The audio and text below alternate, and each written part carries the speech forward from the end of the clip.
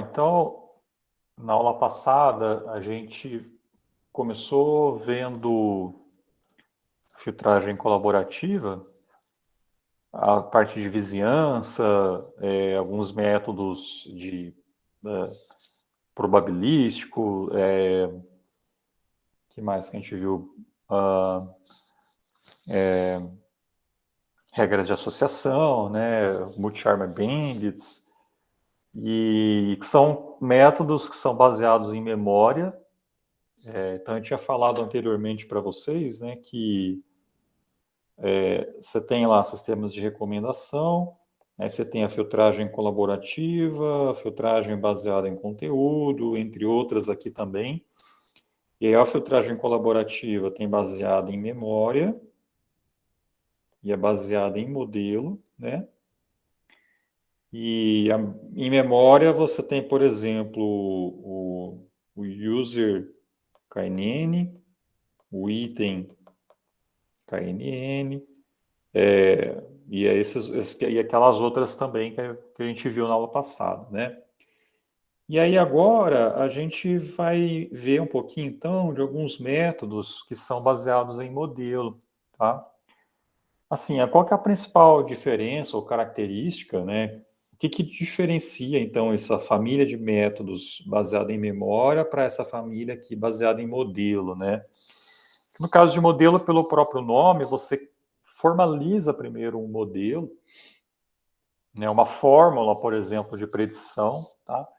E aí você treina esse modelo, né? Você vai agregar ali, né, definir alguns parâmetros, alguns pesos para diferentes características, né? Pode ser, por exemplo, uma característica relacionada com a interação de um usuário, ou com um item, ou então com algum tipo de metadado, né? E aí esses pesos vão ser aprendidos, né, usando um conjunto de treinamento. Então, a principal diferença é essa, né? Você define o modelo, treina ele, e aí depois você aplica esse modelo para calcular as predições. E baseado em memória, é como se... Por que baseado em memória, né? Por que memória, né? Porque é como se você colocasse todo esse conjunto numa matriz grande e carregasse isso na memória para calcular ali, por exemplo, similaridade entre usuários, itens, tá? Então, mais ou menos assim né, que eu meio que diferencio isso, tá? Nem sei se é o correto, né, mas é mais ou menos o que eu uso aí, tá? Tá, eu vi aqui, Carolina, depois eu respondo, tá? No intervalo, tá? Bom, então, a, ela é baseada, então, num pré-processamento, tá? Offline, tá? Ou então uma fase de aprendizado desse modelo, então, como eu falei. E aí, em tempo de execução, apenas o modelo treinado vai ser usado para calcular as predições. Então, assim, você tem um certo custo, né, que é o treinamento do modelo, mas depois, com o modelo treinado, aí é bastante rápido, né, fazer o cálculo ali da predição ou do score para o par usuário-item, né. E aí você pode depois atualizar, né, fazer um retreinamento desse modelo periodicamente, tá? E, e aí essa construção e atualização do modelo pode ser caro, né? Isso aqui é um fator bastante importante, que nem assim, existem inúmeros, tá, modelos que foram propostos na literatura, principalmente na época ali do Netflix Prize. O que os pesquisadores faziam, né? Ele criava um modelo, falar, então, por exemplo, a minha nota predita, né, para um usuário U e um item I vai ser, por exemplo, X mais Y mais Z, tá? Tô inventando, mas aí, dado essa fórmula, né, o que eles vão fazer, né? Eles vão pegar isso aqui, vão calcular lá uma função custo, daí vai fazer o treinamento desse modelo, depois vai rodar num conjunto de teste, aí vai gerar resultados, pode ser via RMSE, pode ser via precisão, pode ser via recall, enfim, qualquer métrica, né? E aí eles vão lá e publicam o artigo, sabe? Então, assim, até meio que meados aí uns anos atrás, aí, 2015, 2016, por aí, era mais ou menos isso que o pessoal fazia, né? Tanto é que até eu, né, tenho alguns modelos, né, alguns artigos que foram publicados dessa forma, né? Mas o foco dessas técnicas era meio que tentar bater essas métricas aqui baseadas em acurácia, o erro, né? E hoje em dia as coisas estão um pouco mais diferentes, né? A gente não tem, assim, ainda existe, né, trabalhos que propõem modelos ali de predição e etc. Mas hoje em dia o pessoal está mais focado em outros aspectos de recomendação, né? Por exemplo, que a gente chama de além da acurácia, né? Então, se vocês pesquisarem lá, Recommender Systems, Beyond Accuracy, vocês vão ver um monte de artigo aí. O pessoal foca, por exemplo, em diversidade, justiça em recomendação, serendipidade, tá? Entre outros fatores ali que agregam também, né, melhor experiência do usuário, né, ao usar o sistema, tá? Mas enfim, isso daqui ainda é importante, né, que já faz parte ali dos fundamentos da área, tá? Então a gente vai aprender aí como que funciona aqui esses modelos, tá? A gente vai ver alguns clássicos, tá? E depois existem outros, como eu falei, né? Eu posso depois indicar alguns outros para vocês pesquisarem. Mas primeiro, né, o método baseline, né, que ele é bastante simples, né? Depois a gente vai ver dois que são baseados em fatoração de matrizes. E aí, na verdade, que é mais importante desses dois é esse segundo aqui, que se baseia em aprendizado de máquina, quer dizer, uso de gradiente descendente, tá? E esse primeiro aqui, na verdade, né, que é o SVD, ele é uma técnica algébrica mesmo, né, lá da álgebra linear, que você aplica e, na verdade, eu ensino essa técnica antes para depois passar para o método que é baseado em aprendizado de máquina, né? Por quê? Né? Porque esse segundo aqui, ele também chama SVD, né? Então acaba até gerando uma certa confusão, porque você pode falar assim, é o SVD da álgebra ou é o SVD do aprendizado de máquina, né? Então, depois eu vou explicar para vocês, né, o que muda bastante coisa, né? Mas, que nem, por exemplo, esse Funk SVD que está aqui, né, é um método de aprendizado de máquina, mas ele chama SVD, né? Esse SVD++ também, né? Ele também é um método de aprendizado de máquina, mas chama SVD, né? Então, eu vou explicar para vocês o porquê que usa esse mesmo nome, né? Tem toda uma história por trás aí, tá? Beleza. Bom, então o método baseline, pessoal, ele como eu falei, é bastante simples. Na verdade, o modelo é o quê, né? É isso aqui, ó. Essa fórmula que está aqui. Você vai considerar a média global de notas da tua base e vai somar essa média global o viés do usuário e o viés do item.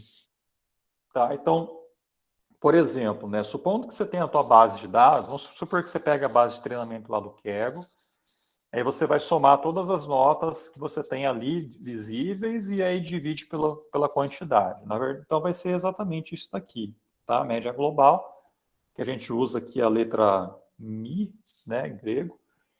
Supondo que seja 3.7, tá? E aí, a partir desse 3.7, você vai somar o viés de do item e do usuário, tá? Então, por exemplo, né, para o filme Titanic, se você olha ali o filme Titanic, você vai calcular ali a média de notas desse filme, e aí você detecta lá que essa média desse filme, ela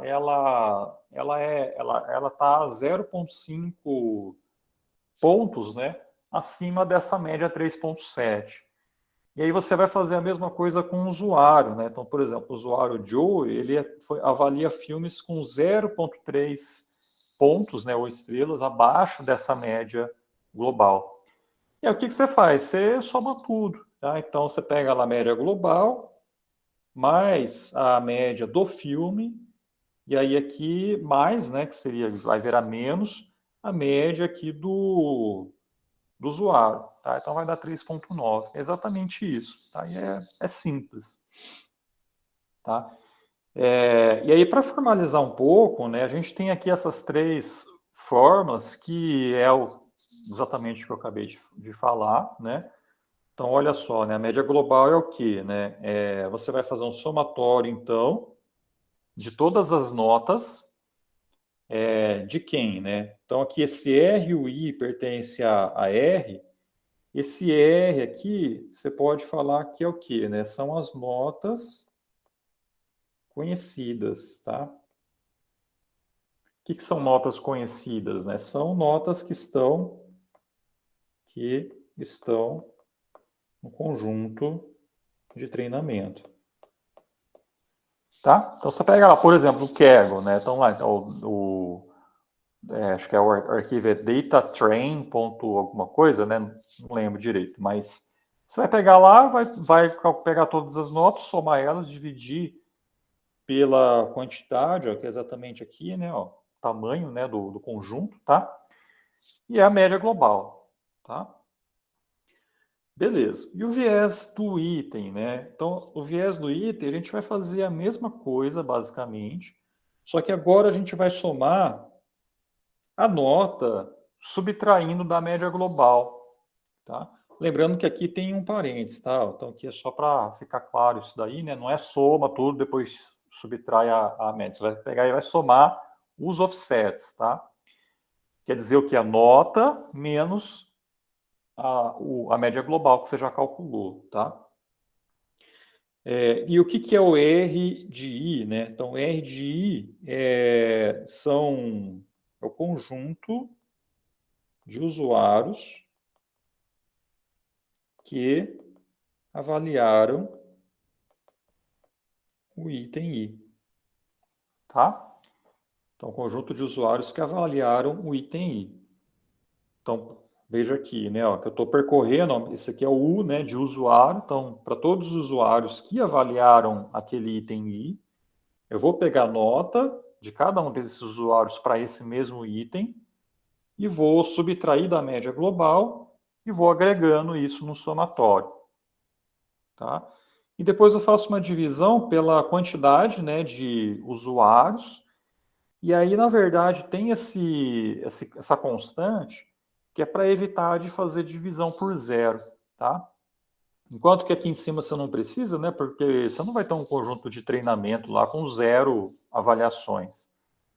Mas aqui embaixo pode acontecer de um determinado item ele ser um cold start, né? Um item de cold start. Aí você não vai ter nenhum usuário que avaliou esse item. Então, por isso que você tem essa constante aí para evitar de dividir por zero. Aí você pode definir um valor lá, né? 1, 2, 10, 20, né? Você que sabe. E aí você usa isso, tá?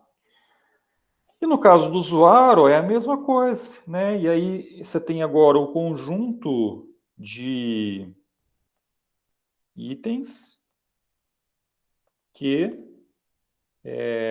foram avaliados, né? Pelo usuário U, tá? E aí aqui também, né? Você tem esse negócio aqui, então você vai somar o quê? Aquela nota menos a média global e menos o viés do item que você calculou em cima também, tá? E aí você tem, então, o viés de cada usuário. E aí, com isso, você, dado, então, uma nota que você quer predizer, né? Que é um parzinho usuário e um U e um item I, vai ser o quê? Vai ser a média global, mais o viés desse usuário, mais o viés desse item. Tá bom? Tranquilo? Ó, tem esse exemplo aqui, né? Ó, então, na verdade aqui, gente, eu tenho uns códigozinhos aqui que eu tenho em R, tá? Eu queria transformar eles para Python, mas eu não tive tempo essa semana. Mas eu vou rodar eles aqui para vocês verem funcionando. Deixa eu pegar aqui, ó. Então eu tenho aqui essa matriz, né? Tenho 4 usuários, eu tenho 6 filmes, tá? Eu tenho esse conjunto de dados, ele está definido aqui, ó. SVD, né? svd.csv. Tá aqui, ó. Tá aqui, ó. Jéssica 524323, ó. Jéssica 524323, aí a Marta, o José, o Dave, sendo que aqui tá vazio, tá? Ó, que é a nota que a gente quer calcular, né? Que é o que tá em amarelinho aqui, tá? Então, o que eu vou fazer, né? Eu vou jogar isso para a memória, tá? Inicialmente, aqui no R, né? Ó. Tá? Então, tá aqui, né? Ó, Jéssica, Marta, José, Dave, e aqui esse NA quer dizer desconhecido, né? Valor desconhecido, que é o que a gente precisa, tá? Aí a gente pode pegar a média global, tá? Ó, a média vai ser o quê, né? Eu pego a minha matriz R, que é essa daqui, transformo ela para uma matriz, e esse parâmetro aqui quer dizer, remove todos os valores que são not available, né, desconhecidos. Tá? Então ele vai desconsiderar esse cara aqui e vai fazer o somatório de tudo que é conhecido e dividir pela quantidade. Tá? Então a minha média aqui nesse caso vai ser 3,21. Tá?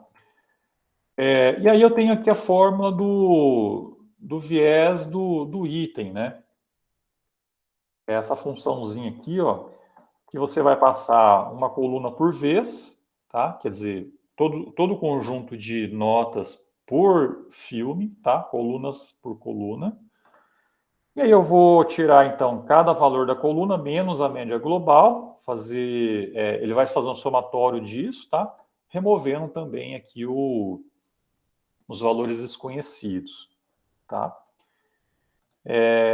E aí aqui a aplicação, né? Então essa função apply aqui do R, não sei, alguém aí é familiarizado com R ou não?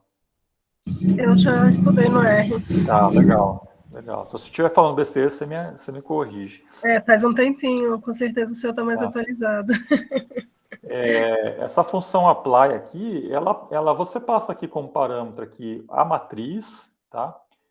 Esse 2 aqui quer dizer, aplica a função, né? Essa função aqui por coluna, tá? Se você quisesse aplicar essa função por linha, aqui se colocaria 1, né?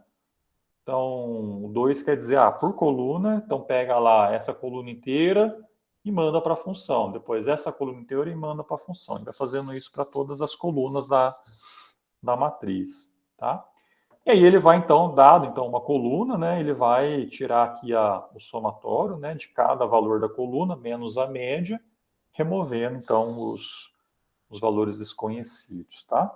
E aí, no final, para cada coluna, né, ó, eu vou ter aqui o viés, ó, da Diário de uma Princesa, do Ocean's Eleven, depois do Rei Leão, né, e assim por diante, tá? Então, esse já é o viés de cada item. E a gente pode fazer a mesma coisa aqui com o usuário, né? Então, agora, uma outra função que eu estou definindo, passando agora linhas, né? E aí, ó, é a mesma é a fórmula, né? Ó, pega aqui pela fórmula. Ó, viés do usuário, ó, vai ser cada valor da linha, né? Menos a média global, que é esse carinha aqui, e menos o viés do item, que é esse BI que está aqui, tá? Aqui, na verdade, eu estou tirando a média, né? Quer dizer, eu estou dividindo pela quantidade, eu estou excluindo aqui o lambda, tá? Mas se vocês quiserem, podem depois usar ele. Na verdade, é que você vai ter que mudar um pouquinho o formato dessa função para poder incorporar ali ao invés de usar esse min, né, essa função min aqui do próprio R, você vai ter que fazer na mão, né? Ter que somar e dividir, tá? Mas para esse cenário aqui, aí tá ok, né? A gente tá rodando aqui, né?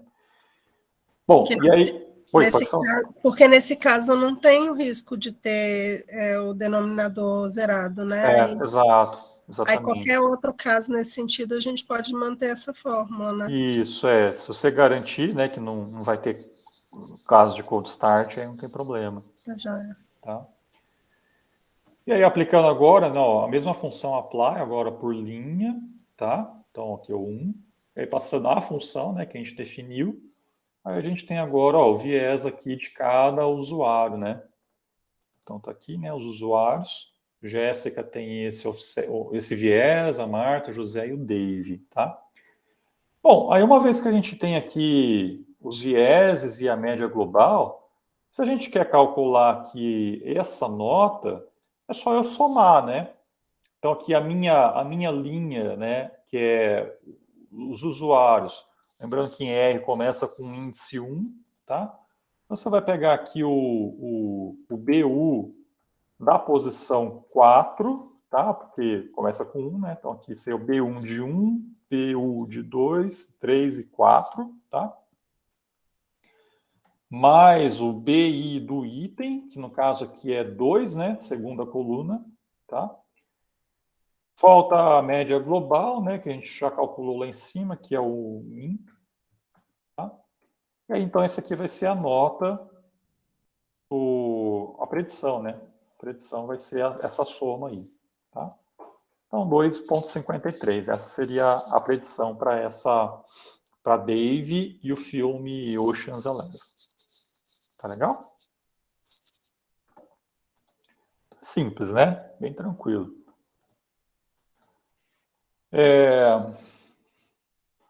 Voltando aqui, existe também, pessoal, uma outra maneira de você calcular esses vieses, que também é via aprendizado de máquina, tá? Na verdade, eu vou falar melhor sobre isso daqui a pouco, tá? Mas a ideia é que, assim, você... Isso aqui seria uma função custo, né, que você vai definir, que você vai usar, vai minimizar o erro quadrático médio. Quer dizer o quê? Né? Que você pega lá a nota real, subtrai da nota predita, tá? Eleva ao quadrado, e a gente quer o quê? Né? Quer minimizar essa diferença, né? E aí, se você pega esse negócio aqui, como que a gente tinha definido antes que o nosso método baseline seria o mi mais BU mais BI, tá? Substituindo isso aqui, vai dar o quê? Né? Vai dar o R e o I, menos o Mi, menos o BU, menos o BI, eleva ao quadrado. Tá? E esse negócio aqui é exatamente isso daqui, ó. Tá? E, na verdade, esse K aqui são notas conhecidas, quer dizer, você pega do conjunto de treinamento, tá? Essa segunda parte aqui é um processo ali de regularização, que daqui a pouco eu já vou falar também, regularização, né? O que a gente quer, né? A gente quer encontrar valores para BU e BI, por isso que tem esse B estrelinha, tá? Que é BU e BI, são os parâmetros, né, do nosso modelo que a gente quer treinar. Então, quer encontrar valores de BU e BI, tal que a gente vai minimizar essa diferença, né? Essa que está ali adiante, tá? E aí é isso que é a ideia, então, né, de você aplicar um aprendizado de máquina, né? Mas bom, eu só falei isso aqui, eu não deveria nem ter falado isso, né? Mas daqui a pouco a gente vai ver mais aprofundado essa parte aí, tá?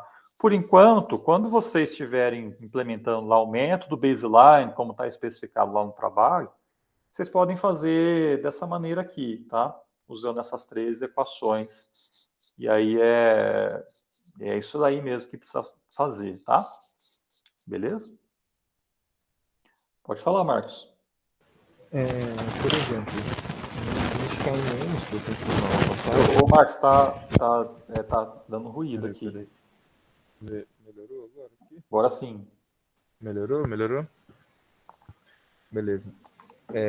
Nos métodos da semana passada, que você falou sobre o KNN, a gente tinha o K para variar, né? A gente variava algum parâmetro para ver. Isso. Deixa eu ver se eu entendi certo. No método baseline não tem. Então aplicou ele uma vez, vai ter um valor só, é isso. Não tem o que variar, é isso e é isso. Você pode variar aqui. O que eu poderia variar aqui? Você pode variar, por exemplo, essas constantes, né? Essa tá. e essa, né? Tá? Entendi. Basicamente isso nesse método. Tá bom. Se você quiser escolher ali 2, 3 valores, um mais baixo, um mais alto, só para poder ver se tem diferença, né, nos resultados, tá? Que daí vai essas variações que você vai fazer é o que vai dar margem depois para você discutir, né, no relatório. Por isso que eu perguntei, para ter uma ideia, para não falar, o método baseline gerou esse valor e é isso, entendeu? Então, variar as constantes, tá bom. Era isso que eu queria saber mesmo. Isso aí. Obrigado. Bom, eu não queria dar spoiler, mas eu já vou dando também. Quando vocês rodarem esse método baseline, não me pergunte por quê, tá? Mas ele é o que fica com o melhor resultado lá lá nessa base aí.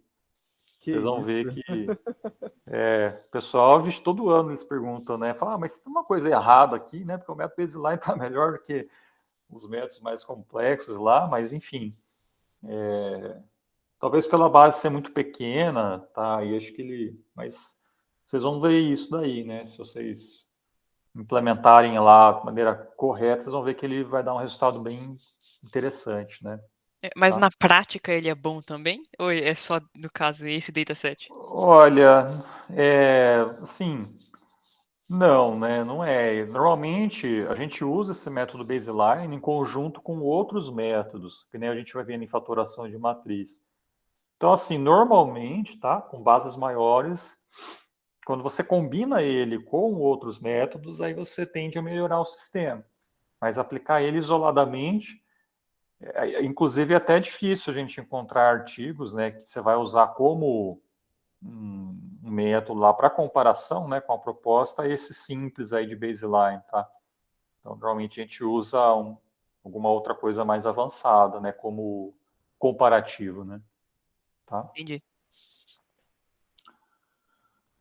Beleza, gente. Então vamos lá, vamos agora partir para um outro método, que é o método baseado em fatoração de matriz, tá? Então, assim, lá durante a competição da Netflix, foi encontrado, né,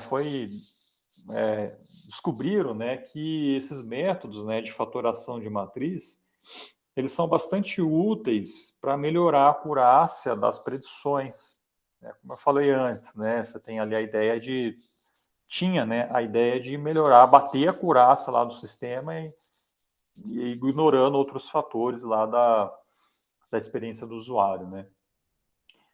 Mas aí o que são esses métodos de fatoração de matriz, né? Então eles permitem que vocês usem, né, que a gente use, né, o que a gente chama de fatores latentes. O que são fatores latentes? A primeira coisa, latente é o quê, né? Latente é algo que está escondido, né? Quer dizer, você não sabe dizer o que significa um determinado fator latente. Você só sabe que ele está lá, que ele está presente, mas você não sabe indicar o que é exatamente aquilo lá. Mas assim, pode ser que seja o quê, né, esses fatores latentes? Pode ser que seja alguma característica do domínio que você está trabalhando.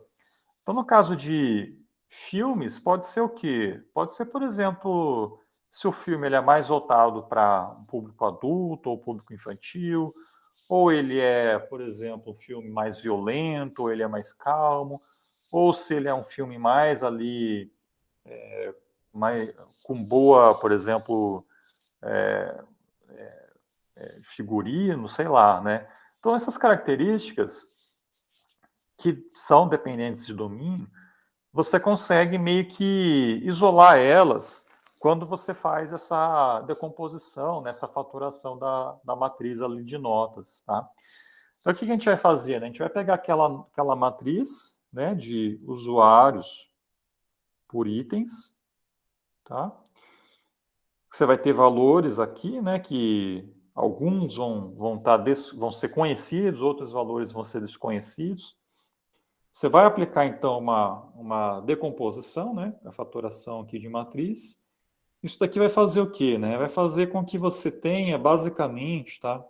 Quer dizer, no mínimo, tá? Duas matrizes, que é usuário por fator e item por fator, tá?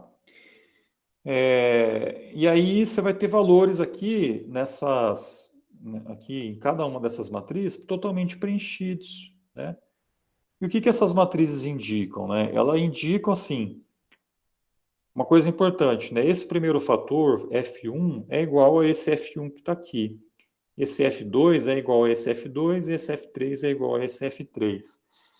E aí, assim, por exemplo, supondo que o F1 é se o filme ele é violento ou não. Violento ou não. O F2 poderia ser um filme mais voltado para criança, né? Tá? E aí você tem lá para todos os fatores, você tem alguma coisa ali que indique algum significado, né, para aqueles fatores, embora, como eu falei antes, a gente não sabe isso daqui, né? A gente só sabe que existem esses fatores, tá? E aí nessas duas matrizes, a gente tem o quê? A de usuário por fator vai falar assim, quanto que esse usuário, ele tem interesse por esse fator 1, tá? Então, se o usuário, né, uma pessoa, gosta de filmes violentos, esse valor aqui vai ser alto, né? Se ela não gosta de filme violento, ela é mais ali voltado para filmes não violentos, né? Aí o valor vai ser negativo, tá? E aí, para um determinado item, esse mesmo fator 1 indica a relevância daquele fator para aquele item. Então, se o filme é violento ou não violento, vai estar indicado para esse item aqui, né? E a mesma coisa depois para esse outro item, para esse item, e assim por diante. Tá? Então, enquanto que na matriz de cima você tem lá meio que como se fosse um perfil de cada usuário em relação a cada um desses fatores, no de baixo é a relevância desses fatores para cada item. Tá? Beleza, então é isso aí, tá? Então essa aqui é a fatoração de matriz. E como que a gente faz essa decomposição, né? A gente, dada a matriz aqui original, aplica a fatoração, né? Então é isso que eu vou ensinar agora, tá? Mas a ideia é basicamente essa. A gente normalmente define um número de fatores latentes aqui, tá? Então isso aqui vai ser um parâmetro do teu sistema. Então, falar, agora eu quero testar com 5 fatores, agora com 10, com 20, com 100 fatores, né? Você define, lógico que quanto mais fatores, mais complexo, né? Maior o custo computacional. E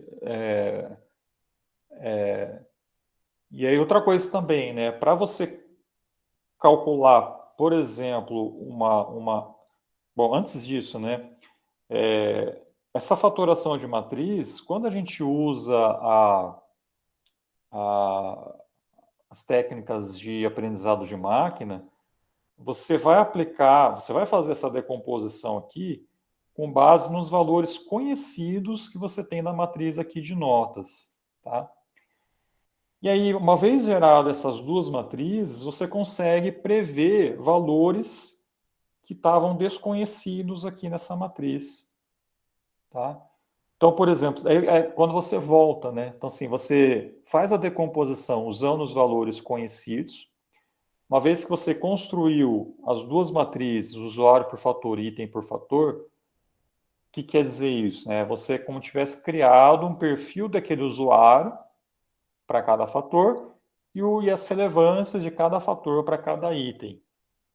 E aí, voltando, você consegue calcular uma predição, né, um valor desconhecido, uma nota desconhecida. Né? De que maneira você faz isso? Você multiplica as duas. Dado, por exemplo, eu tenho esse usuário, vou chamar de V, né? E esse item J, que está aqui, ó. Então, supondo que na ida para lá, esse valor era desconhecido. Mas o V vai estar aqui nessa matriz e o J vai estar aqui também nessa matriz. Vai estar preenchido, porque o V, você vai ter valores aqui que são conhecidos, e o J também vai ter valores aqui que são conhecidos. Então, o sistema vai usar esses valores conhecidos desse e desse para calcular aqui o V, né? E calcular o J aqui embaixo. E aí, se você multiplica esse vetor por esse vetor, quer dizer o quê, né? Que você vai conseguir obter esse valor aqui, uma aproximação do R de V de J, né? Tá? Então, essa que é a ideia.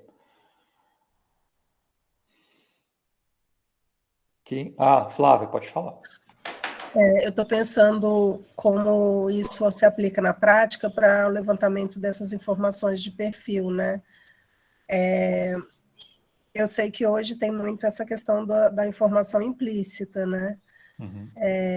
A gente vai ter algum exemplo prático, assim, para a gente poder conhecer essa execução? Vou mostrar Tá. sim, tá? Então, vamos lá. Bom, vou mostrar um exemplo, só que antes eu tenho que explicar para vocês o seguinte, né? Que essa decomposição aqui, qual que foi a ideia inicial, né? Assim, essa ideia, ela já existia antes na área de recuperação de informação. Se vocês olharem na área de recuperação de informação, tem algumas técnicas, por exemplo, LSI, LSA, tá? Que são técnicas que fazem o quê? Né? Elas têm uma matriz semelhante à de recomendação, só que essa matriz ela é uma matriz de termos, tá? Por documento. O que é a área de recuperação de informação? Né? É você recuperar documentos textuais, por exemplo, um Google da vida. Né? E dadas as páginas lá web, tá? Por exemplo, documentos, né, textuais, o que você tem? Né? Documento 1, documento 2, documento 3, documento 4. Você constrói um vocabulário, quer dizer, você extrai todas as palavras, todos os termos de todos esses documentos, e aí esse vocabulário seu vão ser esses termos que estão aqui nas linhas, né? E os documentos estão aqui nas colunas, tá? Documento 1, documento 2, documento 3, 4, 5 e assim por diante. Então, se o primeiro termo, T1, por exemplo, aparece aqui, né? No documento 1, então você vai indicar nessa linha aqui correspondente, né? Nessa célula correspondente, ou um indicativo, quer dizer, ele aparece, então é 1. Né? Se no D2 esse T1 não aparece, vai ser 0. Né? E assim por diante. Você vai preenchendo toda essa matriz. Como eu falei, pode ser binário, né? Quer dizer, tem ou não tem aquele termo. Pode ser um peso também, né? Tipo, usando um TF-DF, por exemplo, que é uma métrica bastante conhecida, né? Para calcular a importância de termos para documentos, né? Mas, enfim, a gente vai ter essa matriz aqui totalmente preenchida. E aí, o que é a técnica, né, do LSI, que é o Latent Semantic Indexing, tá? O que ela faz, né? Um dos passos é pegar essa matriz aqui e aplicar o SVD. SVD, o que é, né? É o Singular Value Decomposition, que é uma técnica da álgebra linear, como eu falei antes para vocês, né? Que faz a decomposição. Então, ela pega qualquer matriz, você informa. Essa técnica SVD tem em bibliotecas, tá? Então, por exemplo, em Python, Java, né? Em qualquer linguagem, você consegue achar alguma biblioteca que tenha implementado o SVD, você passa a matriz, e aí ela calcula para você, né? E o que ela retorna, né? Ela vai retornar 3 matrizes, tá? Então não vão ser 2 matrizes de decomposição, vão ser 3, tá? Então vai ser uma primeira matriz que é termos por fatores, uma outra matriz que é fator por fator, e uma outra matriz que é documento por fator, tá? E aí, quando você multiplica essa matriz por essa e por essa, você consegue obter de volta a matriz original, tá? Enfim, era isso. E depois tinha um outro passo, lá, outros passos, né, para fazer a recuperação de informação, dos documentos e etc., né? E, na verdade, essa ideia, então, da recuperação de informação foi importada, né? Então, o pessoal começou a querer usar essa mesma decomposição aí do SVD em recomendação. E aí a ideia, né, era você, ao invés de você ter essa matriz, então, de termos por documentos, a gente vai ter usuários por itens, tá? E aí fazer a decomposição, quer dizer, aplica o SVD, vai obter a matriz usuário por fator, fator por fator e item por fator, tá? Então, essas 3 matrizes, também mesma coisa, né? Ó, então, aqui, ó, o lado RI, 3 matrizes, aqui, 3 matrizes. A única diferença é o quê? É a matriz original, que ao invés de ser termo por documento, é usuário por item. Beleza? Só que tem um detalhe, né? Um detalhe que é extremamente importante, que é o quê, né? Essa matriz aqui, você vai ter valores que são 0. Essa matriz também vai ser esparsa. Assim como essa matriz, lá nas primeiras aulas, eu falei para vocês que também ela é extremamente esparsa, tem muitos valores 0 aqui, tá? Só que um problema aí, na verdade, né, que impede, né, que a técnica SVD algébrica para recomendação não seja tão eficiente. Qual que é esse problema? São esses zeros. Por quê? Porque na técnica de recuperação de informação, zero significa o quê? Que um determinado termo não está naquele documento, correto? Tá? Então, por exemplo, aqui, né, o termo T1, no documento D2 ele não aparece, então eu deixo o zero aqui, ó. Então, quer dizer, esse zero tem um significado, né? Então, zero quer dizer, não tem, acabou. Agora aqui não, né? Aqui qual que é o problema aqui, né? Que valor zero, aqui nessa outra matriz, indica o quê? Que o usuário não deu uma nota para aquele item. Tá?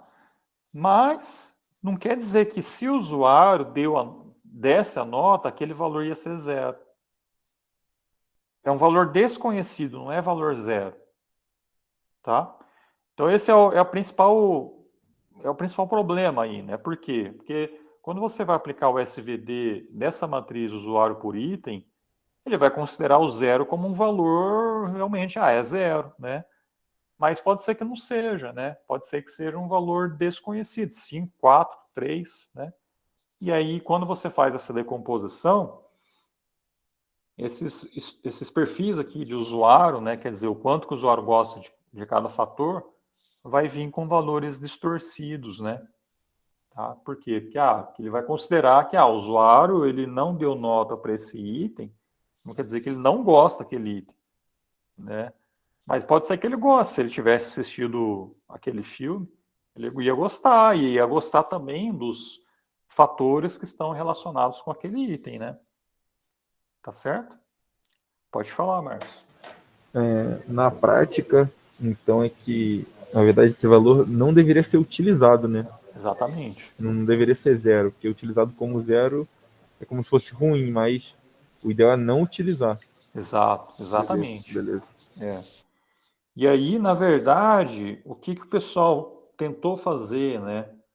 aqui, para tentar ainda continuar usando o SVD, né, eles tentavam aplicar métodos que chamava de imputação, né? Imputação de dados. O que quer dizer, né? Vou tentar preencher esses valores zero com algum valor ali meio que padrão, e aí eu aplico o SVD, né? Então, assim, existiram, né, alguns artigos que o pessoal propunha métodos de imputação, por exemplo, pega a média dos usuários, né, dos users aqui, ou a média dos itens, né, e aí se substitui o valor zero por essas médias, ou a média global também, né, tá? Enfim, aí o pessoal tentava fazer isso, mas mesmo assim acabava acarretando em distorção nesses dados, tá? Então, por isso que né, é bem difícil a gente ver aí, né, trabalhos que ainda usam essa técnica algébrica. E aí, pegando o gancho do que o Marcos falou, né, a ideia é não usar esses valores zero, fazer o quê? Né? É usar valores que são conhecidos apenas. Tá? Mas mesmo assim, vamos entender aí esse método, tá? Porque daí tem alguns exemplos que eu quero rodar aqui com vocês, tá? Então, aqui tem algumas coisas, notações, alguns conceitos aí de álgebra, eu não vou entrar em detalhes, tá? Mas assim, dado uma matriz R, né, que tem lá uma dimensão T por D, a gente vai fazer uma decomposição em 3 matrizes, né? Então, que a gente vai chamar então de matriz P, matriz sigma e matriz Q transposta. Esse transposto aqui é para poder depois possibilitar a multiplicação, né, das 3 depois, né? E aí, quando faz a multiplicação das 3 matrizes, a gente obtém a R original sem perder dado nenhum, né, sem perder informação, tá? Essa matriz sigma, ela é especial, né, porque ela é uma matriz diagonal, quer dizer o quê? Né? Que ela tem valores diferentes de zero apenas nessa diagonal principal, e todos os outros valores aqui são zero, tá? Então, matriz sigma. E esses valores aqui dessa diagonal são valores singulares da decomposição, tá? Então, coisas lá da álgebra, né?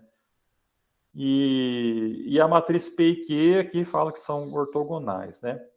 Então, na forma normal, né, a P vai ter essa dimensão T por F, sigma vai ser F por F, e Q vai ser D por F, tá? Onde esse F que está aqui, inicialmente, é o posto da matriz R original, né? Então, o posto é o quê? Né? É o número de linhas ou colunas linearmente independentes entre si, né? Enfim. Aqui tem uma figurinha, né? Então, a minha matriz R original, de dimensão T e dimensão D, tá? Faço a decomposição. Então, aplico aqui o SVD, o que eu vou ter? Eu vou ter uma primeira matriz P, que é T por F, tá? Então, F aí, como eu falei, é o oposto de R, né? É um valor que o sistema vai calcular, né? Vai encontrar para mim, né? A matriz sigma, que é a matriz diagonal, só tem esses valores aqui, diferentes de zero, que é F por F. E a Q transposta, né, que é o quê? Né? É D, tá? Por F, né? Então, daí transposta, por quê? Porque daí agora eu consigo depois multiplicar por S, depois por S, e aí obter a original, tá? Bom, então, beleza. Então, essa aí é a decomposição, né? Usa lá a técnica, né, da álgebra. E aí, um segundo passo que ocorre, gente, é o quê? Né? É que a gente consegue, a partir dessas 3 matrizes aqui que foram decompostas, a gente consegue reduzir a dimensionalidade dessas 3 matrizes. Por que isso? Né? Porque essa matriz sigma, esses valores aqui que são os valores singulares, meio que eles estão aqui colocados, né, ordenados aqui por ordem de importância decrescente, tá? Então, esse primeiro valor é um valor aqui mais importante de toda a matriz R original. depois esse outro valor é um segundo valor mais importante, depois esse outro aqui é o terceiro valor mais importante de toda a decomposição e assim por diante. O que a gente consegue fazer, né? A gente consegue vir aqui e remover os últimos, né, valores menos importantes da matriz sigma. Quer dizer o quê? Que eu vou manter lá, vou manter os K valores singulares, né, mais importantes, né, que na verdade vai ser os K primeiros valores aqui dessa matriz sigma. Isso infere que eu vou pegar todos esses demais valores que estão aqui e vou zerar eles. Quando eu zero, o que vai acontecer nessa multiplicação? O que vai acontecer é que, supondo que né, eu tenho K, né, então quer dizer que eu vou ter esses K aqui, e esses outros valores vão ser zerados, né, porque esses valores vão ser multiplicados por esses valores, tá certo? E também, dessa daqui também, esses outros caras aqui também vão ser zerados, porque eles vão estar multiplicando por esses valores aqui que eu zerei. Tá? E aí isso consiste na redução da dimensionalidade, né? E quando a gente faz isso, olha aqui, ó. Tá? Então eu peguei lá os K primeiros valores aqui da matriz sigma, o restante eu deixei zero. Aí, eu multiplicando, esses valores que estão zerados vão estar multiplicando essa parte, essas colunas aqui da matriz P, vai zerar. E esses zeros também vão estar multiplicando essas linhas aqui da matriz Q transposta, também vai zerar. Então, quer dizer, você reduziu a dimensionalidade das três matrizes.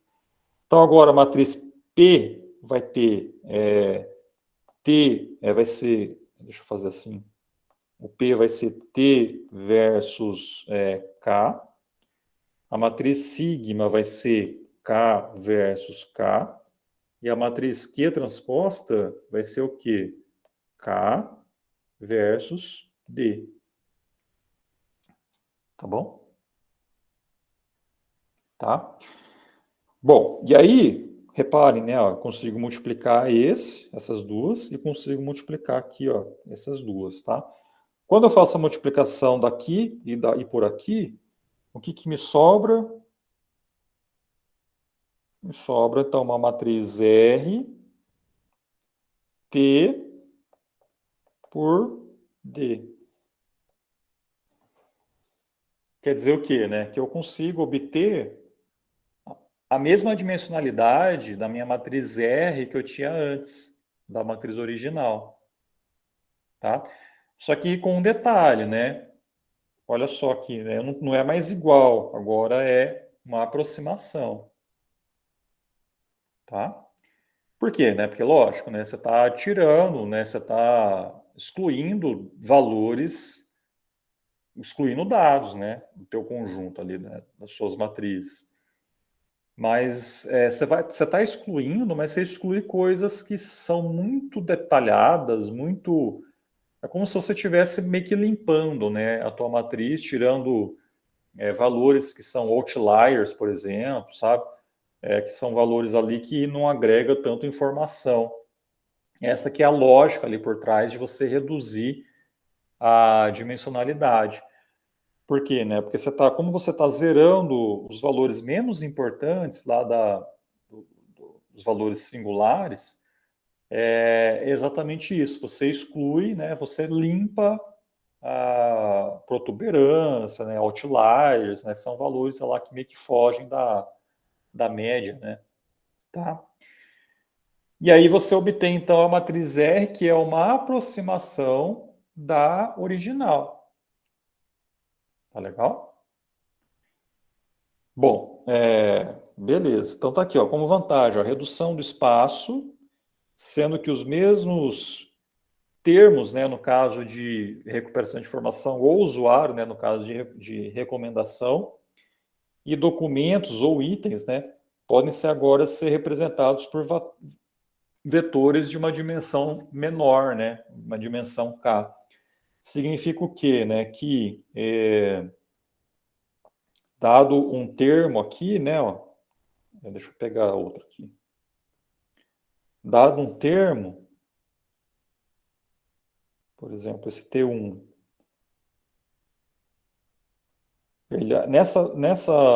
aqui nessa matriz, ele está sendo representado pelo quê? Né? Por todos os documentos que ele está associado, né? Agora, aqui, esse mesmo termo T1, a gente vai representar ele com o quê? Com K fatores latentes. Tá? Onde K, muitas vezes, ele é muito menor do que D, né? Isso aqui também é importante. Enquanto que D, né, o conjunto de documentos, chega a milhões de documentos, K você pode colocar, por exemplo, 100, 200, 300, tá? Então vai ser um valor bem menor. E o documento também, né? Então, dado um documento aqui, você vai estar representando ele também por K fatores latentes. Enquanto que aqui na original você tinha o quê, né? Um documento dele estaria sendo representado por todos os termos, todo o teu vocabulário, né? Tá bom? Então essa é uma das vantagens, né, de você aplicar então a fatoração, né, a decomposição, tá? E aí a outra consequência, né, é redução de ruídos e protuberâncias, outliers, né, que você vai estar fazendo por meio da eliminação dos valores singulares menos relevantes. Tá? Então essa aqui é a ideia. Vamos fazer um exemplo aqui, ó. Aqui tem esse exemplo aqui já no slide, mas a gente vai...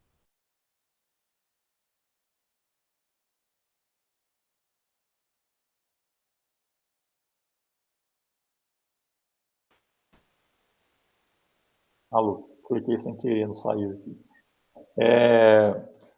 Então, olha só, né, ó, o que eu vou fazer aqui, né? Deixa eu pegar aqui.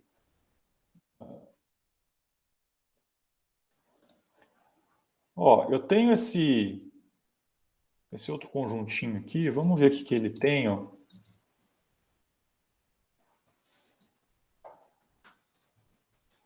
Ó, imagina que eu estou fazendo esse exemplo aqui no cenário de recuperação de informação, tá? Então, imagina que você tem lá 6 documentos na tua base de dados, e aí você tem uma matriz que indica apenas se palavras aparecem... Professor, não está mais compartilhando a tela. Ah, tá. Espera aí.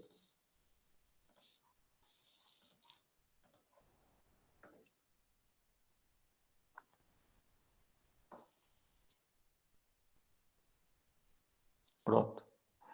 Ó, então deixa eu voltar aqui onde eu estava. Estava aqui, né? Então eu parei aqui, né? Parei aqui, certo? E aí eu mostrei isso aqui, acho que vocês não viram, né? Então, assim, esse exemplo aqui é o que eu tenho. Eu tenho 6 documentos, ó, tá aqui.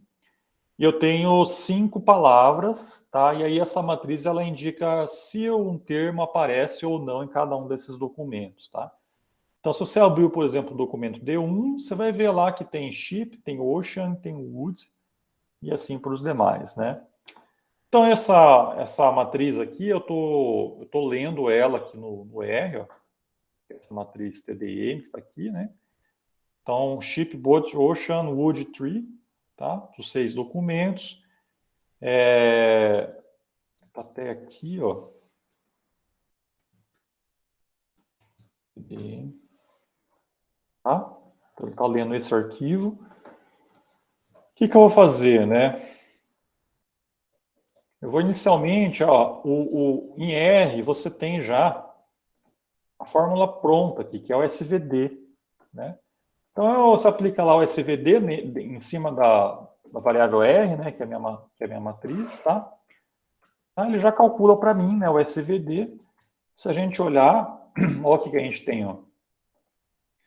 Tem o D, que é a diagonal, que é a matriz sigma, que é essa. 2.16, 1.59, tá aqui, ó, tá 1.27, que é 1.28, né? Ele arredondou. 0.39, tá? O SVD de U seria esse P, tá? Na verdade aqui, desculpem por estar nomenclatura diferente, mas enfim, é a mesma matriz, ó. Aqui, na verdade, depende da implementação, tá? Do SVD, ele vai variar um pouquinho, né? Então aqui deu negativo, 0,44, que deu positivo, né? Mas isso depende da implementação lá do SVD, na verdade o resultado é o mesmo, tá? Então essa daqui seria, deixa eu aplicar um outro negócio aqui, que é essa parte aqui para ficar mais claro de visualizar.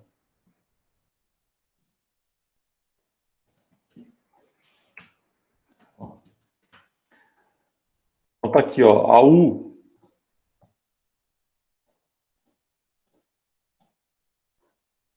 seria P, né? Então, ó, Ship, Boat, Ocean, Wood, Tree, tá? Tenho 5 fatores latentes. Na verdade, a própria fórmula, né, do SVD encontrou, né, 5, que é o oposto, tá, da matriz original. Então, ele identificou que eu tenho 5, o posto é igual a 5 nessa matriz, então por isso que ele colocou 5 dimensões aqui de colunas. E essa V seria esse QT aqui, né, que é o Q sem estar transposto, né? Então, eu tenho aqui os 6 documentos e também as 5 dimensões lá dos fatores latentes, tá bom? Bom, teoricamente, se eu fizer isso daqui, né, ó, SVD de U, multiplicar aqui em o R, como que era, né? Assim, né? Multiplicação ponto a ponto, né? Aí a diagonal de SVD de E, e aí multiplicado ponto a ponto com a transposta, né, de SVD de V.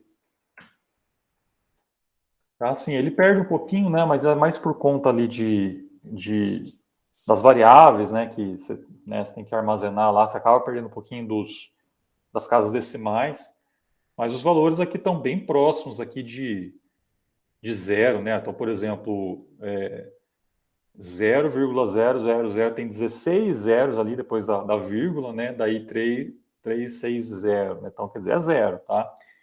Mesma coisa que 1, né? Aqui 1 tá ok, né? 1 ele arredondou aqui, né? Mas o restante aqui tá tudo zerado, que é basicamente, né, o que a gente tem aqui da matriz R original, tá?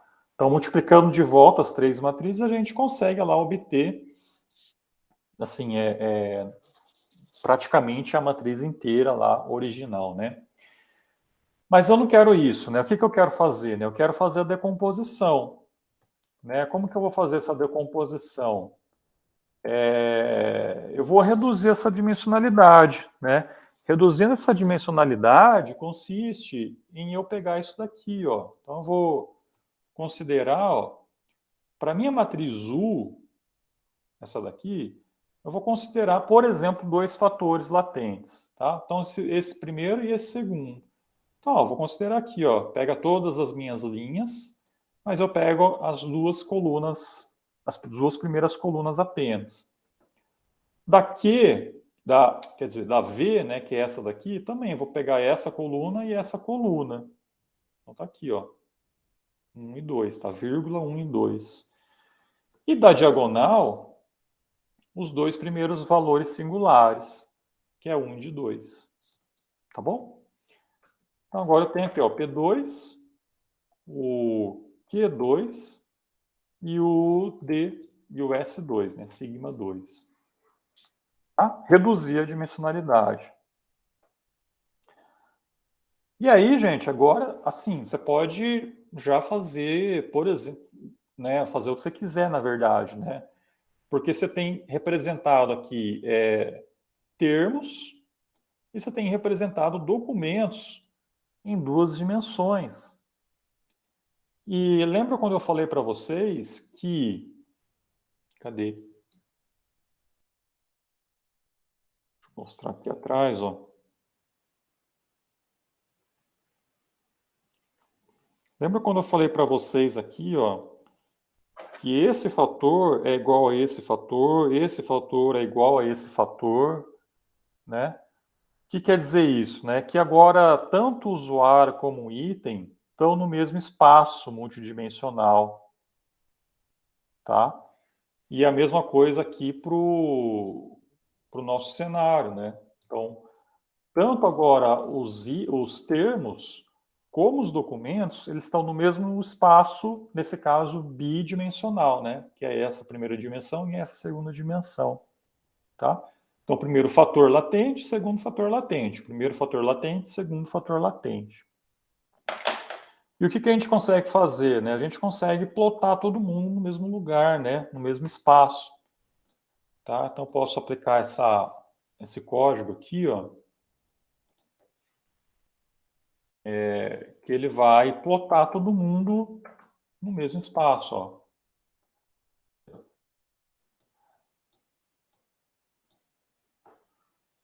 Tá? Então aqui, ó, o eixo X é o primeiro fator latente, o eixo Y é o segundo fator latente. E eu tenho aqui, ó, eu estou plotando só os termos aqui, né? Não estou plotando os documentos, tá? Se a gente quiser plotar os documentos, eu teria que mexer aqui, deixa eu ver.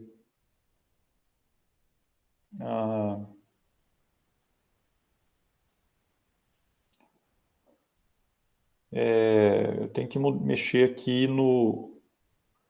Ué, mas... Ah, tá, eu tenho que fazer esse negócio aqui agora com Q, né? Então tem que mudar de P para Q. Eu não sei se eu consigo... eu teria que mexer nisso aqui, tá? Mas eu não vou mexer nisso agora.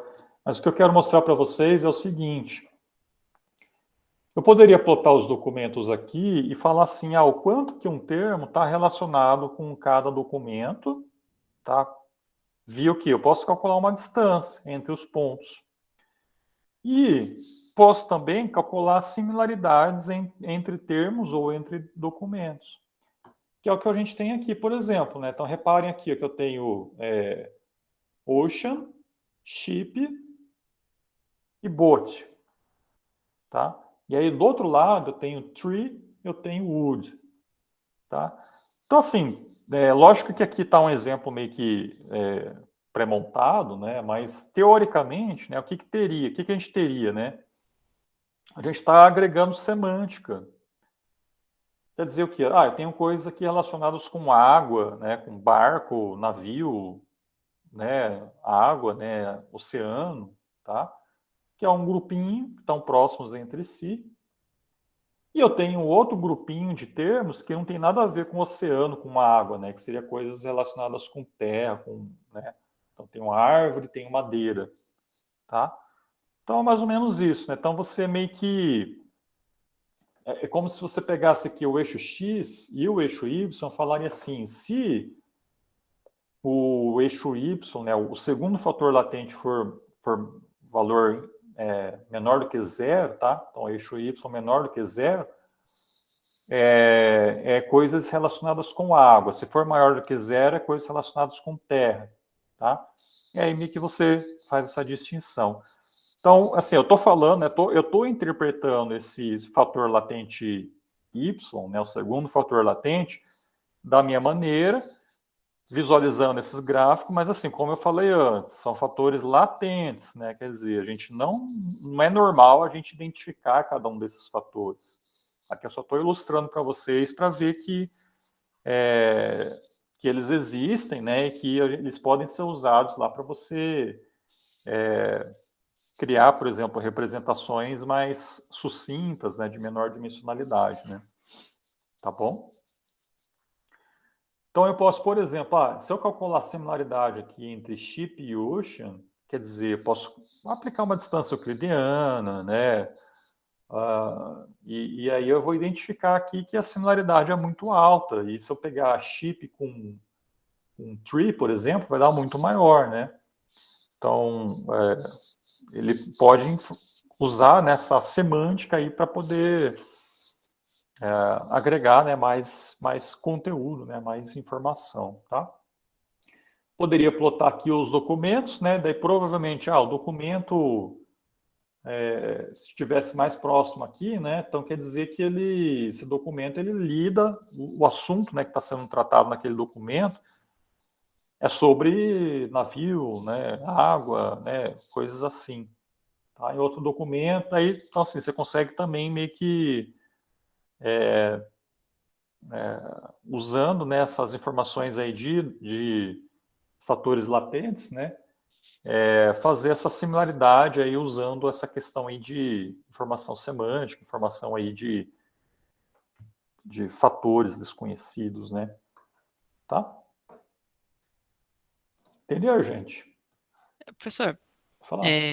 naquela a matriz diagonal, que é aquela de F por F dos fatores, eu percebi que quando você fez, deu assim bem sequenciado. Primeiro deu 2, depois deu 1, depois deu 0 ponto alguma coisa. Esses números têm algum significado? É tipo a força, entre aspas, do fator, alguma coisa assim? É a força, assim, eles vão estar decrescentes. Então, até que você vê aqui o original, ó, 2, 1, 1, 1, 0, né? Então, assim, eles estão decrescentes, é exatamente isso, né? Como se fosse a força, a importância de cada fator. Então, por isso que quando a gente faz a redução, a gente vai reduzir quem, né? Vai reduzir de trás para frente aqui, né? Então, vai pegar lá os N últimos valores e zera eles. Tá? Então, Entendi. a gente sempre mantém os primeiros, que são os mais importantes. Entendi. Tá?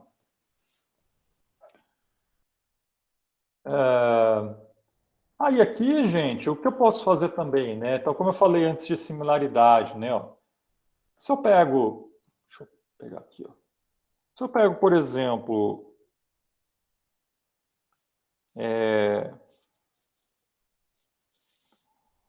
eu quero calcular, por exemplo, a similaridade entre o documento D2 e D3. Se eu olho pela matriz original, ó, D2 com D3, e faço uma multiplicação ali, né, dos dois vetores, ó, eu vou ter aqui 0, 0, 0, 0 e 0. Então, o resultado aqui da similaridade vai ser 0. Tá? E se eu faço a mesma coisa com a minha matriz de aproximada, né, quer dizer, faço a decomposição, considero apenas os primeiros fatores latentes, primeiros fatores latentes, e depois multiplico de volta, né? Então, é a mesma coisa que eu pegar aqui, ó, e multiplicar, né, o P2 com o S2 com o Q2, né? Tá? É isso aqui.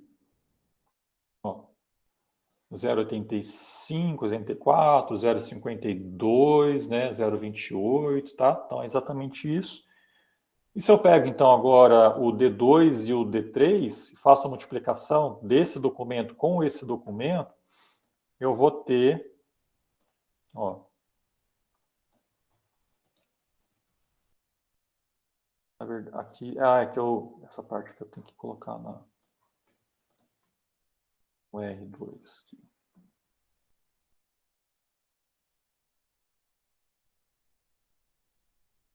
Tá? Calculei a similaridade, vai me dar 0,51, tá? Ao invés de ser 0, né? Então, assim, o que isso pode te dar informação, né? Por exemplo, o D2 tem chip e o D3 tem chip e o D2 tem boot, né? E o D3 tem chip, né? Então, é como se você estivesse usando a semântica. Chip e bot são sinônimos, né? São coisas parecidas. Então, levando isso em consideração, a similaridade entre esses dois documentos vai te dar um valor diferente de 0, né? Quer dizer, você está considerando, né, essas informações aí de significado para calcular a similaridade entre esses documentos. Tá bom?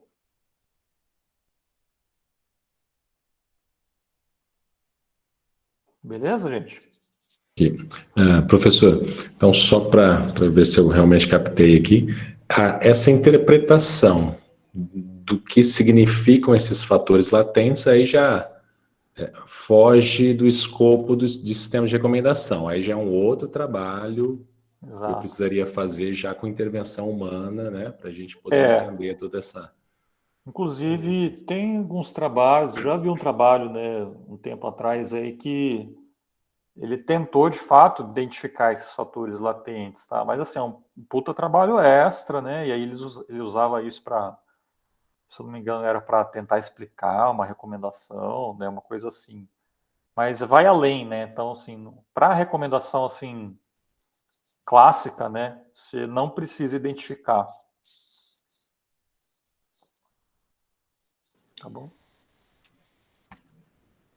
Ela deve ser muito utilizada para essas correlações de linguagem natural, né? Pelo que você direcionou ali na comparação do gráfico, né?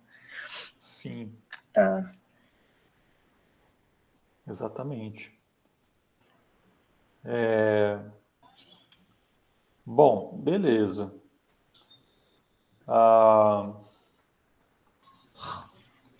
Tá, bom, aqui eu daí tenho a ideia de você aplicar isso, só vou terminar isso aqui para a gente fazer um intervalo, tá?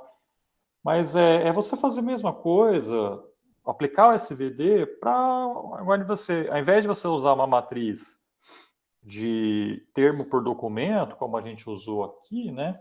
Matriz R aqui, ó, termo por documento, a gente vai aplicar agora o SVD na outra matriz de usuário por item, né? Era essa daqui, né?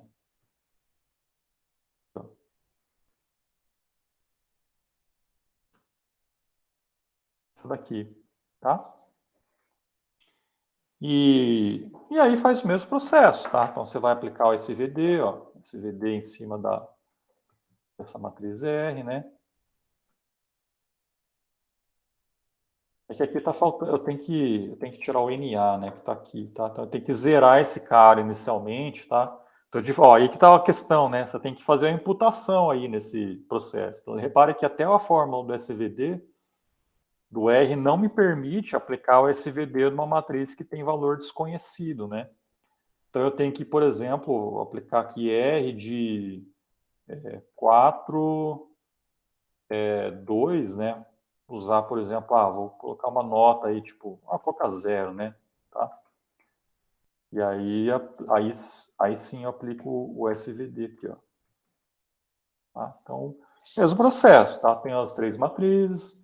Aqui ele identificou 4, o poço, né, daquela matriz é 4, né? Vou fazer a decomposição, né? Vou considerar aqui, por exemplo, 2 fatores latentes, 3, né?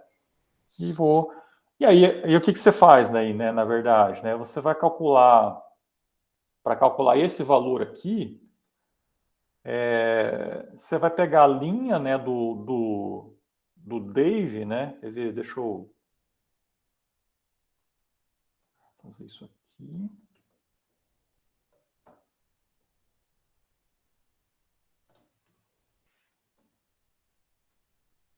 Peraí aqui.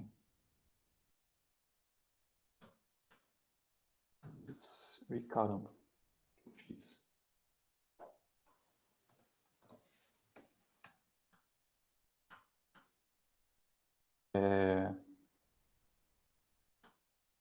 Aqui, né? Então eu quero calcular a nota que o Dave daria para quem? Para Ocean's Eleven, né? Então, bom, o que eu posso fazer, né? Eu posso calcular, tirar a matriz ali aproximada e aí eu vou ter já a nota ali calculada, né? Então, o que eu posso pegar, quer ver? Bom, enfim. todo o processo aqui, né? Vou fazer isso aqui, né? PQIS2, né?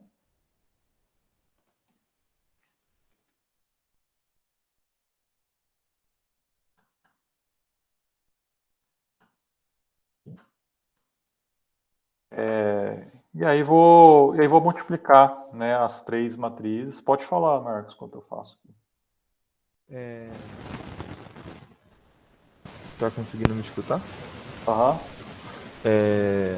A ideia, pensando lá na implementação que a gente vai ter que fazer com os datasets que você forneceu do Kaggle, é realmente fazer, a gente discutiu, né, que o ideal era não usar os valores, mas para aplicar o Matrix Factorization com SVD, vai ter que botar 0 onde não tem valor, correto?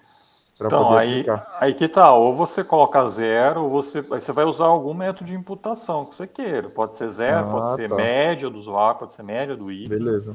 Aí É você mais uma também... coisa para variar lá Isso, na hora de discutir. Então, o exatamente. que a gente vai imputar onde não tem para aplicar o SVD e fazer a fatorização de matrizes? Isso, exatamente. Beleza, perfeito. Obrigado.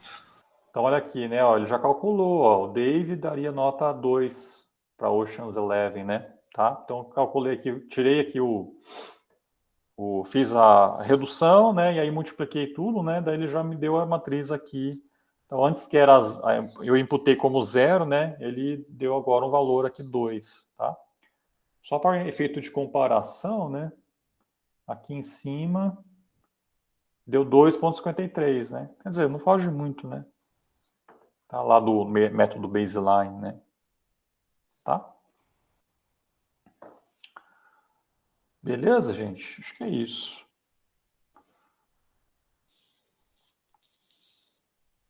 Tá até aqui, né? Ó. Aqui, ó, vamos rodar esse negócio aqui, ó. A fórmula tava até aqui já que é esse negócio, ó.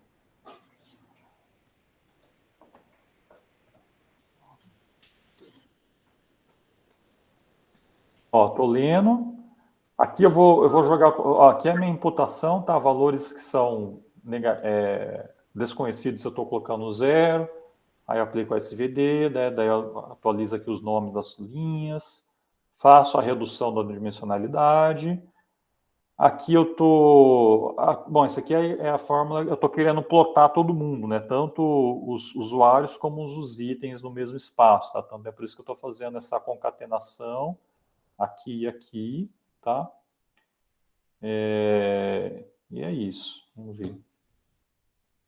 Ó, tá aqui, ó. Então ele já me deu aqui, ó, 2,07, né? Que é... Aqui, ó, que é o que a gente tinha feito aqui antes, tá? 2,07. E aí ele também plotou para mim, ó. Então o que eu tenho, ó? Tenho, ó, os usuários, ó, Marta, Jéssica, José, Dave, e eu tenho também os filmes, aqui também já todos plotados no mesmo lugar. O que eu posso fazer, né? Se você quer fazer uma recomendação de um top 10 para, sei lá, para Jéssica, né? Então você pode, por exemplo, calcular a similaridade ou a distância, né, de Jéssica com todos os itens, e aí você vai colocar lá no ranking, né? O Rei Leão primeiro, depois, por exemplo, Coração Valente, depois Diário de uma Princesa, depois Independence Day, depois Debi Lloyd, né? Então você consegue fazer esse ranqueamento dessa maneira aí para cada usuário, é uma maneira. Outra maneira, calcular a similaridade entre os usuários, né? Então, entre Marta e Jéssica, elas são mais próximas entre si, diferente do José, né? Que é o outlier aí, que ele está lá em cima, né? Com o Dave aqui também, né? Calcular a similaridade dos itens, né? Então, por exemplo, Independence Day e Debi Lloyd, Ocean's 11 são filmes mais próximos, né? Enfim, aí você pode fazer bastante coisa, né? Com esses dados aí. Tá bom? Professor, Oi. esse código do R, ele está disponível no nosso material lá na... Eu vou colocar lá, vou colocar assim, tá? E outra dúvida, na gravação do YouTube está inclusa também essa parte? Ou ela acrescentou agora? Do ano passado eu não lembro se eu cheguei a explicar. Eu acho que não, viu? Eu acho que aqui eu tô com vocês, aqui como vocês são bonzinhos, eu tô explicando mais detalhadamente. Tá?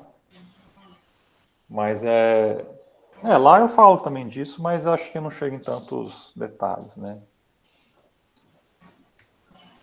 É isso. Bom, aí, ó, bom, aqui só para terminar, né, ó, então, como eu falei antes, você tem pacotes prontos, tá, para poder encontrar, usar, né, o SVD, tá, então, MATLAB, Java, Python, né, então você, né, já tem, só procurar, né, SVD lá e o nome da linguagem se encontra, tá? E como eu falei antes, né, você consegue eliminar ruídos, né, reduzir a dimensionalidade, né, detectar correlações, tá, nos dados, tá? Isso é interessante, que é a questão da semântica, né? E aí a avaliação, como desvantagem, né, você tem que as avaliações originais não são consideradas, né, apenas uma aproximação. E aí esses zeros, como eu falei antes, né, representa valores desconhecidos, o que, na verdade, pode ser valores, né, maiores do que zero, né? Tá? É isso, gente. Aí já a próxima técnica já seria gradiente descendente, né? Então, vamos fazer um intervalo aí, antes de continuar. Tá? Então, ó, são 3h40, né? 3h50, pode ser? Beleza. Pode Valeu. ser, pode ser. Beleza.